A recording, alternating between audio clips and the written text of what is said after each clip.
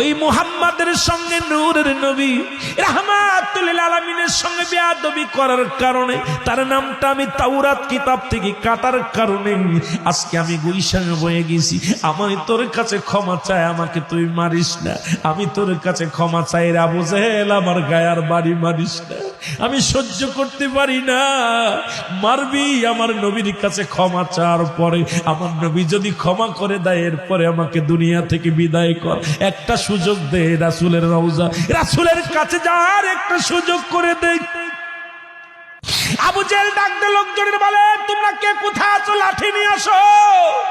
আরে মুহাম্মদ সাপ পাঠাইছে আমারে মারার জন্য, আর সাপ বলে ওরে মারতে বারণ করে, একে তো সারা যাবে না, জলদি আয়, লাঠি নিয়ে আয়।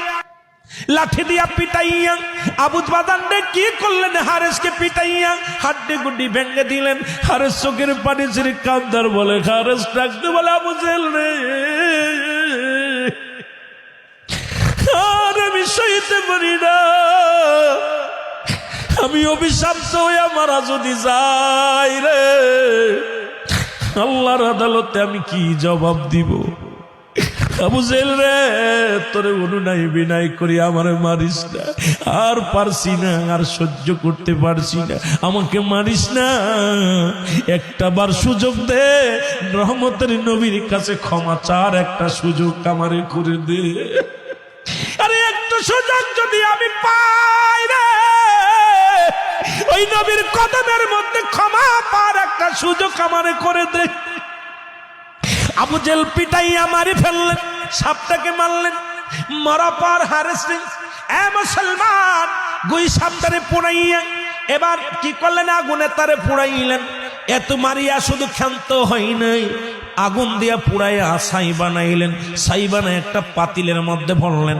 পাতিলের মধ্যে ভরিয়া কয়, মুহাম্মাদের জাদুগিরি আজকে শেষ, এবার দেখবো কেমন জাদুকার মুহাম্মদ, আজকে পরীক্ষা শুরু হয়ে যাবে।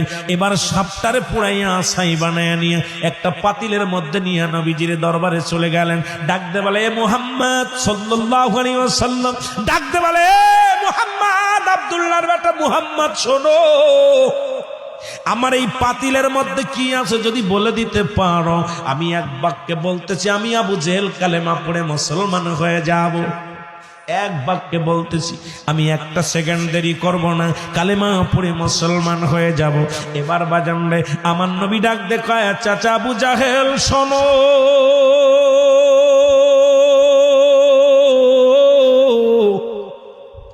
ওই পাতিলের মধ্যে কি আছে যদি পাতিল থেকে আওয়াজ বাইর হয়, তুমি কি কালেমা পড়বা?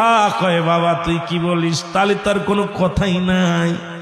এবার যখন আমার নবীজি আঙ্গুল মুবারক, শাহাদত আঙ্গুল মুবারক পাতিলের দিকে ধরে বলে, পাতিলের মধ্যে কি আছো, আল্লাহ তার জবান খোলায়া দাও।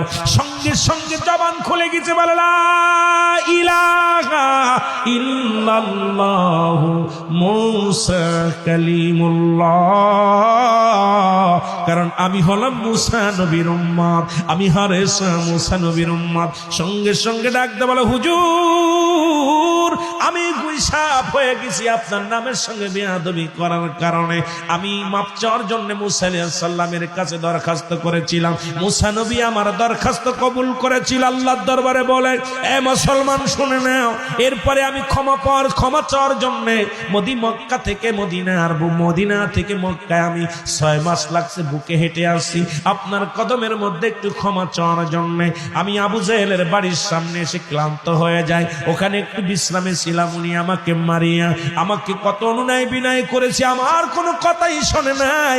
আবু জেহেল আমাকে পিটাইয়া হাড্ডি গুড্ডি ভাঙ্গিয়া এরপরে আগুনে পুড়াইয়া ছাই বানাইছে। ছাই বানাই পাতিলের মধ্যে রাখছে। আমি হলাম গুইসাপ। জোরে জোরে চিল্লা বলা যাবে না আল্লাহু আকবার। এর আবু জেহেল সঙ্গে সঙ্গে পাতিলটা ফেলে দিছে রে, উনি কাম সারছে। পাতিল ফেলে দিয়ে পাতিল ভেঙে গেছে। গুইসাপ ভিতর থেকে বাইর হয়ে ফুসফুস শুরু করছে। আবু জেহেল কয়, বাতিজা মুহাম্মদ তোর কালেমা পড়তেছে, খালি সাপটারে ঠেকা বাবা, একটু ধৈর্য ধর, আমি তোর কালেমা পড়বো, কথা দিছি পড়বো, সাপটা ঠেকা। হারেসা কয়, হুজুর ও কোনো কথা শুনবে না, ওর কালেমা পড়বে না, ওরে আমি শেষ করে দিব কামড় দিয়া, শেষ করে। সাপ খুব তেরে আসতেছে, তেরে আসতেছে। আবু জেল কয়, আবু হুজুর, এ মোহাম্মদ, মোহাম্মদ একটু সাপটা ঠেকাও বাবা, একটু সাপটা ঠেকাও না, আমি